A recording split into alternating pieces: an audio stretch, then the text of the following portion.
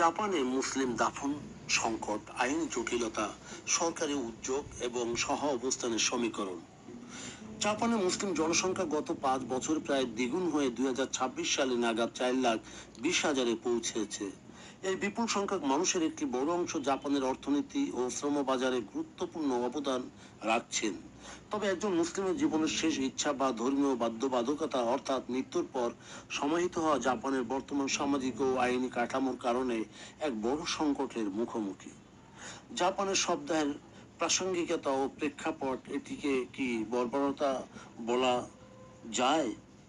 ইসলামী দৃষ্টিকোণ থেকে মৃতদেহ পুড়িয়ে ফেলা বা দাহ করা অত্যন্ত বেদনাদায়ক এবং ধর্মীয় বিধানের পরিপন্থী।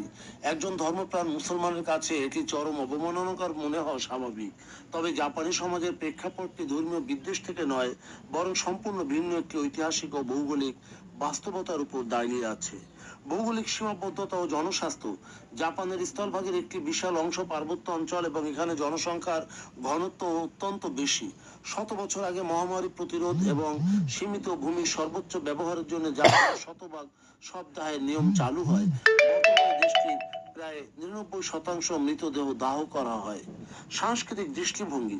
জাপানি সংস্কৃতির মূলে রয়েছে শিন্তো এবং বৌদ্ধ ধর্মের প্রভাব, যেখানে মৃত্যুকে একটি অশুদ্ধ অবস্থায় মনে করা হয় এবং দাহ করার মাধ্যমে আত্মাকে শুদ্ধ করা হয় বলে বিশ্বাস করা হয়। ফলে জাপানিদের কাছে এটি স্বাভাবিক এবং সম্মানজনক শেষকৃত্য।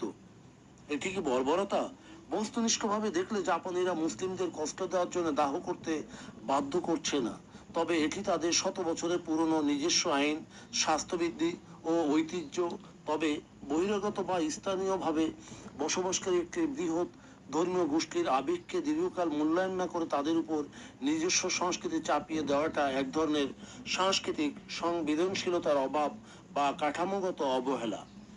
প্রাক্তন পররাষ্ট্রমন্ত্রী তাকেশি ইয়ার ভাষায়, যে মানুষটি জাপানের জন্য জীবন পার করে দিল তাকে শেষ সময় দাহ হতে না চাইলে দেশে ফিরে যান বলাটা কতটা মানবিক তা সমাজের লক্ষণ হতে পারে না। জাপান সরকার কেন এটি নিয়ে ভাবছে? 2026 সালের মে মাসে জাপান সরকার 129টি স্থানীয় সরকার এলাকায় যে দেশব্যাপী সমীক্ষা শুরু করেছে, তার পেছনে মানবিক সহানুভূতির পাশাপাশি গভীর অর্থনৈতিক ও কৌশলগত কারণ রয়েছে। তীব্র শ্রমিক সংকট ও অর্থনৈতিক বাধ্যবাধকতা। জাপান বর্তমানে ভয়াবহ জনসংখ্যা হ্রাস এবং বয়সবৃদ্ধ সমাজের মধ্য দিয়ে যাচ্ছে এবং টেকনিক্যাল ইন্টার্ন বা টেকুতে গিনো ভিসার মাধ্যমে ইন্দোনেশিয়া, বাংলাদেশ, পাকিস্তানের মতো মুসলিম প্রধান দেশগুলো থেকে কর্মী আনা জাপানে টিকে থাকার জন্য অপরিহার্য। জাপান বুঝতে পারছে যে কর্মীরা যদি তাদের জীবনের শেষ পরিণতি দাফন নিয়ে অনিরাপত্তা বোধ করে, তবে তারা দীর্ঘমেয়াদে জাপানে থাকবে না। আন্তর্জাতিক ভাবমূর্তি ও প্রকৃত সহ অবস্থান। জাপান নিজেকে একটি আধুনিক, বৈশ্বিক এবং মানবাধিকার সম্পন্ন বান্ধব দেশ হিসেবে বিশ্বের বুকে নিজেকে তুলে ধরতে চায়।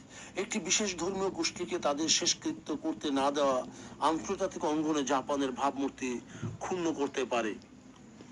স্থানীয় প্রশাসন ও অধিবাসীদের দ্বন্দ্ব নিরসন।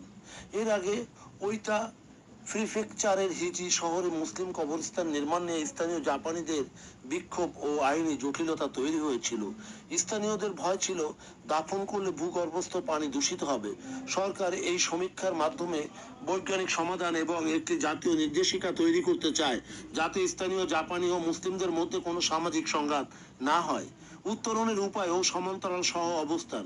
সমস্যাটি যেহেতু উভয় পক্ষের জন্য সংবেদনশীল, তাই এর সমাধান হতে পারে দ্বিপাক্ষিক বা শ্রদ্ধার ভিত্তিতে। যেমন জাপানে প্রকৃত এবং জাপান সরকারের করণীয় এবং নির্দিষ্ট দাফন অঞ্চল এবং আধুনিক পরিবেশ বান্ধব কবর এবং জাতীয় গাইডলাইন প্রণয়ন।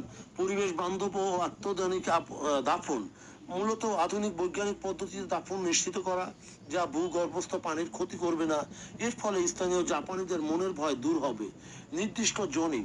প্রতিটি প্রিফেকচার বা অন্তত প্রধান অঞ্চলগুলোতে নির্দিষ্ট কিছু জমি কেবলমাত্র দাফন করার জন্য বরাদ্দ করা যায়। প্রশাসনিক লিপিকার ও বিশেষজ্ঞদের ভূমিকা। আকুয়া সাহেব যেভাবে উল্লেখ করেছেন, বিশেষ করে এই সংক্রান্ত ব্যাপারে, যে বিদেশি বাসিন্দা ও জাপানি নিয়োগকর্তাদের মধ্যে ধর্মীয় সুযোগ সুবিধা, নামাজ, হালাল খাবার, দাফনের নিশ্চয়তা নিয়ে সচেতনতা বৃদ্ধি করা প্রয়োজন। উপসংহার: জাপানে মুসলিম দাপন সংকটটি কেবল ধর্মীয় আচার অনুষ্ঠানের বিষয় নয়, এটি জাপানের সমাজের জন্য একটি পরীক্ষা। জাপান কি বিদেশিদের কেবল শ্রমিক হিসেবেই দেখবে, নাকি তাদেরকে সমাজের অংশ ও প্রতিবেশী হিসেবে গ্রহণ করবে? তাই এই দাপন সমস্যার সমাধানের মাধ্যমেই প্রমাণিত হবে যে 2026 সালের এই সরকারি সমীক্ষাটি একটি ইতিবাচক ইঙ্গিত যে জাপান অবশেষে একটি বহুমাত্রিক, সহনশীল এবং মানবিক সমাজ গঠনে এক ধাপ এগিয়ে আসছে, যেখানে জীবন যেমন সম্মানের, মৃত্যু তেমন মর্যাদার।